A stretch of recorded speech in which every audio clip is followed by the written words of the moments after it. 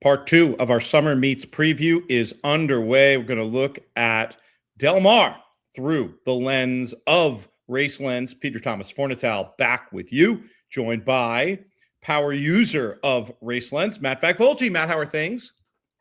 These are good. These are good. I always say the real, as much as I am a huge Saratoga fan and live down the street from the track, the real summer starts to me when Del Mar kicks off. So having Saratoga in the afternoon and or early afternoon and Del Mar later in the afternoon, to me that's the real start to summer. So we're on the cusp of it, Pete. Looking forward to getting Del Mar rolling.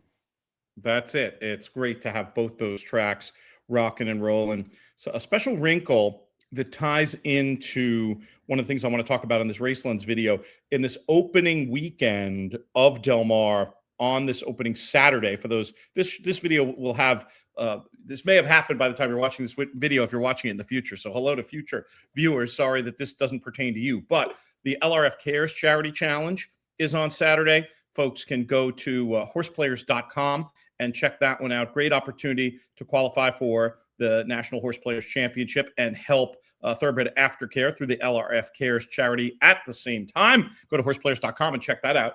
And the reason that's relevant to this is one of the benefits of being a RaceLens member this summer, the best way of all, I'd say, to punch your ticket to the NHC is to play in the RaceLens race to the NHC. That's one of the benefits you get. There's a couple of terrific discounts going on right now as well. One for new subscribers to RaceLens, where you get a month for $1. That's RLBC1, the code. But if you go to equibase.com and click on RaceLens, you'll see it. There's also an opportunity for returning customers, 30% off RaceLens and Equibase PP subscriptions with the promo code EQBBC30. Go to equibase.com, check all that out. But I know we were talking off air, and I was curious to know, I hadn't seen your name on leaderboards at the NHC the last few years, but it sounds like a work conflict has been resolved and you've got a good chance to be headed out to Las Vegas come next March. I'm just curious, how are you feeling about your potential return to Las Vegas in the NHC?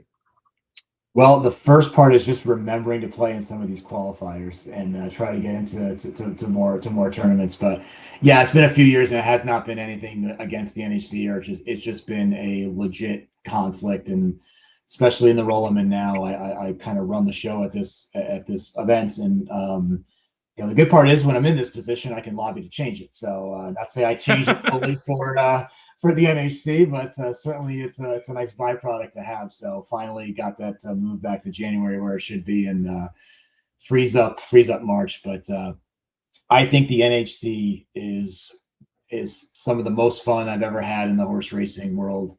The people that I've met there, again, have become lifelong friends. One of them is in the other box next to me right now on here. I mean, I can go on and on, but I mean, the people that I've met there, Pete, have just been incredible. From, Marshall Graham, I bumped into him at the final table. We just started talking, and now we sit next to each other every day at Saratoga. So, I mean, it's just these types of people that you meet there. It really is a collection of all types of players, all types of walks of life. My favorite one is, I mean, where can you have an hour-long conversation with Roxy Roxborough about betting MLB futures off the cuff in the middle of Las Vegas?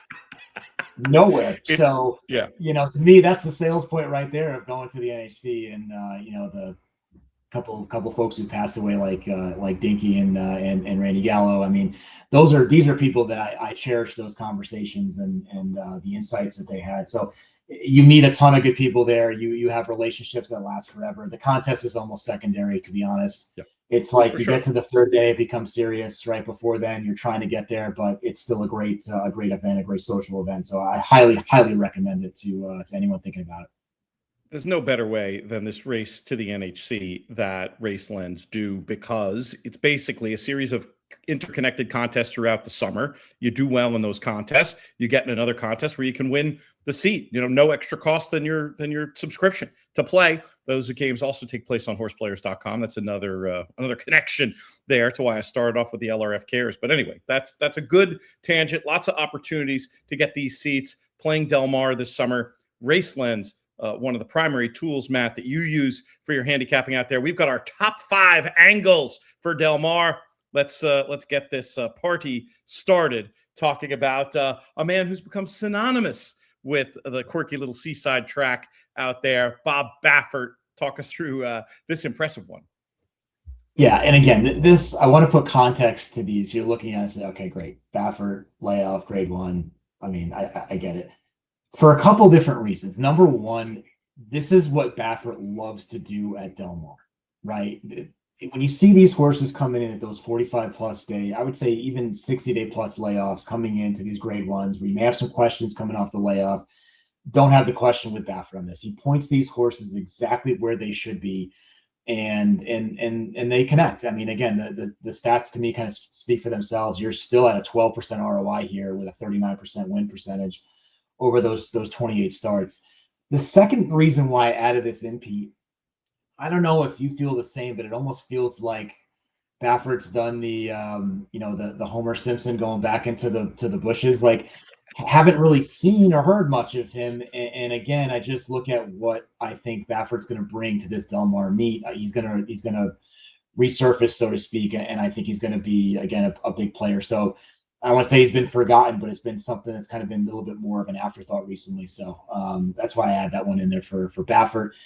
I had, again, I always gotta throw in Umberto Rispoli here. And again, my love-hate relationship with him. But he's getting back to it, right? I think that's the number one thing is coming back from injury. I love what you've identified here when you talk about these meets. In the other video, I referred to them as angle meets. So yeah, the Baffert thing, the phrase that I remember hearing the old horse players use when this phenomenon would happen, where a trainer gets quiet ahead of a big meet. And I remember somebody saying many, many moons ago, before he won a dozen 2-year-old races at Saratoga, Nick Zito is loaded for bear. Bob Baffert coming in loaded for bear. And then another one is the return from injury angle you'll see, which is what's happening with your man, Rispoli here. Yeah, so getting back into the iron is just great. I mean, again, overall, as much as there's been frustrations, there's also been a lot of, to me, of knowing I'm in the winner's circle and we haven't hit the far turn yet, just given where he puts horses in great position, the way he saves ground in particular races. But again, I would say specifically when you look at Santa Anita and you look at Del Mar, that is where, to me, Rispoli is at next level in these turf races, especially turf routes. But additionally to that, when D'Amato reaches for Umberto, you're again, you got to give this horse at least a hard look, and the numbers prove it. I mean, 89 starts, 30% of them winners, 73% of them hitting the board, and you're still getting a 42% ROI on this. So again, you're not getting odds-on favorites as the ROI would speak for. But for me, first call for D'Amato, right? That's who he wants on these horses. And I look for a horse that's going to need the right trip to get the job done. And that's where I have, the confidence in Umberto to do it. So again, good jockey trainer combination here. There's a few of them already listed in the opening day card. So take a hard look when D'Amato teams up with Umberto and these horses. I was surprised to hear you say the love-hate thing about Rispoli, or does this have to do with just a couple of specific rides? I thought you were the president of the fan club. Where did the hate come in? Yeah, I am, and again, I'll say this. This is just my opinion. I think the lights get a little bit bright sometimes in particular races where I think trips and just putting horses in position in bigger races, I think I question some of these rides, and the amount of trouble that he gets into sometimes in these races is mind-boggling to me on an everyday basis. I mean, I love to have him, but there have been times where I've been wavering on whether or not to include, just based on the fact that he's on a particular horse traveling outside of California in a grade 1. And there's been some examples even at Saratoga where the affiliate was in the test last year. Yeah. We're not even hitting the first turn, and we're running up on heels on 30-1 and a 45-1 shot, and I just don't know what is happening right now. So, but again, that's us. The only thing I've ridden is a John Deere tractor, Pete. So That's exactly that's where I'm coming from. He's obviously a far better jockey and well accomplished than me, but that gives me kind of the love hate there. I gotcha. That's fair. I mean, we're horse players. It's our job to be finicky like that. Certainly no disrespect intended. I did want to follow up on that idea, though. But yeah, as you were starting to talk about it, and I'm not going to pick on the guy. He's one of my favorites too. But a few instances of exactly what you're talking about did pop to mind. It's going to happen with basically any rider who ever was in the irons. It's it's that kind of a job. We're going to have polarizing thoughts. Let's look at this stat about we talked in the other video too about some projected on the lead type runners. Let's go into this. Yeah, I mean, again, this is where I like RaceLens again, where these stats are evergreen, and once you create them, they stay in your database, and when it hits on a card that pulls up, it automatically shows up, right? So that's why I love to highlight these. They're very basic, they're very simple, but again, they also kind of start the story and start when you start to look at horses when these angles pop up. But being on the lead on these dirt routes, again, is incredibly important. The market's starting to catch up, and you can see that, I think, in the ROI. It's still positive. But again, 29% winners, a decent sample of 63 runners, just showing the importance on this surface going on a dirt route. The one I will quickly jump to, Pete, the one that really I ran this angle twice just to make sure that it was actually the case. But these dirt sprints from a late pace perspective, I mean, 165 starts, 41% winners, and 70% in the money, and you're still getting a double-digit 10% ROI. That one kind of blew me away a little bit, and that's one I'll certainly take. I'll take a look at for some of these horses that might be coming off of it or sitting that second flight with a good late pace figure. But that one kind of jumped off the board to me, and one I wanted to make sure to include. Yeah, that's wild. These are both really interesting. I mean, to me, the projected lead first call, these are stats, 29% win, 69% in the money, that you'd associate with a favorite. They're not far off what you'd expect a favorite to do.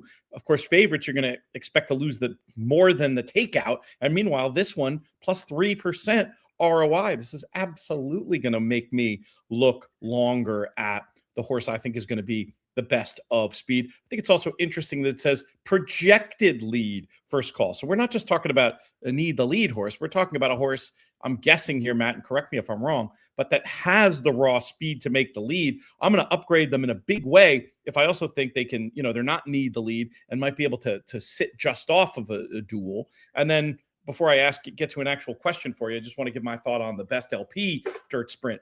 I'm going to take a wild guess. That's not talking about a deep closer. Again, I think this is more a horse that has that finish, that has that capability of seeing out the race as indicated by the best LP. But I'm guessing a lot of these tripwise, as you seem to indicate when you were walking us through it the first time, we're talking about, stalkers as opposed to deep closers. Am I on the right track with either of those reads? Yeah, 100%. And I think that's kind of a common misnomer of when you're thinking of best late pace to be a horse that comes from out of the clouds. Sometimes that's the case, but to me, I'll discount those horses even more on a scale of, they might close, but they're also going to be, a mile off the lead when they hit the far turn. I understand. For me in these sprint races, you're exactly correct. It's that horse that's just laying off the pace. That's staying in touch with the field and has got that finish is really the types of horses that are doing well, especially in these shorter sprint races at Del Mar.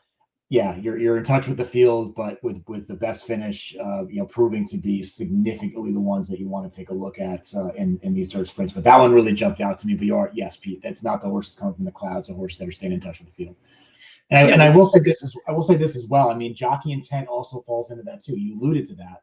Right. So if you have a horse on going back to that dirt route angle of projected being on the lead at first call, do you have a jockey that you feel very confident understands that, right? Understands their best path to winning today is getting that horse on the front end, right? To me, it's Pratt on the turf. It's Saez on the dirt. Like some of these names that come into mind where I'll upgrade that horse even further.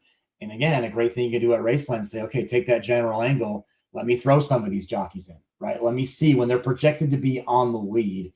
Number one, does the stat change in a positive way? Number two, when you're digging into the charts, is that horse actually getting to the lead, right? Is that horse actually being put onto the lead? So there's different things that you can do to build off of it kind of drill down even further when looking at some of these stats, Pete. I think maybe the most important thing for people to take away is the idea that these component speed figures in an array, EP, LP, they're not just meant to be used to map out the pace in a certain way, but they're indicators of ability. If you have the ability to be the fastest, if you have the ability to be the best late, if you get the right kind of trip, 1 and 1 could equal 3, and you can really have something. I don't know if that analogy exactly works, but that's where I'm coming from with it. We've got one more stat, and I have to say it's my favorite on either show. Why is it my favorite? It's my favorite because it backs up something that we say all the time on these shows. In the history of these shows, on the bingo card, one of the most popular squares would be the idea of turf form shipping west. What do the numbers say, my friend?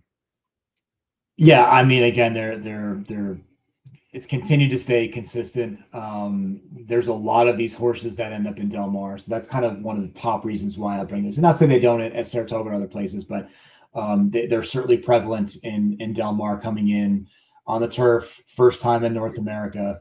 Again, solid win percentage, get 53 starts, not small, not huge. But again, a really solid ROI. I don't know, disconnect with the horse, not having the information, Pete. I don't know, but these horses perform, and these are horses you want to take a hard look at. What I would suggest, if you're a RaceLens user, just make this as a general angle that's not tied to any track. Just make it a general angle. What I have on there is I do turf sprint, first time North America, turf route, first time North America, and I just leave it in there.